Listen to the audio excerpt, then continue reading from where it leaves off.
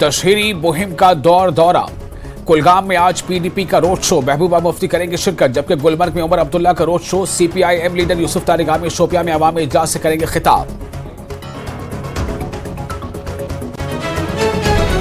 इंतखाबी तशहीरी मुहिम में महबूबा मुफ्ती की मदद करेंगे इल्तिजा मुफ्ती। पुंछ में आज करेंगे रोड शो, 3 दिनों तक पुंछ में करेंगी क़याम।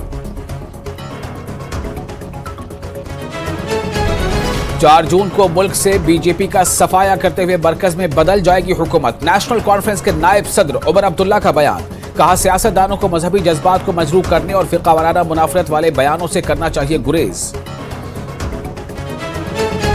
जम्मू कश्मीर के चीफ इलेक्टोरल अफसर पीके पोले ने श्रीनगर लोकसभा सीट पर हुई रिकॉर्ड पोलिंग को हौसला अफजा दिया करार। कहा लोग बुलेट पर बैलेट को दे रहे तरजीह, आइंदा मरहलों में भी वोटरों से बढ़ चढ़कर हिस्सा लेने की अपील।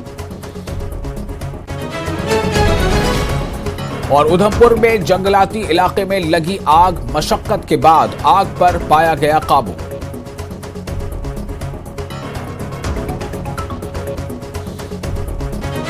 Headlines presented by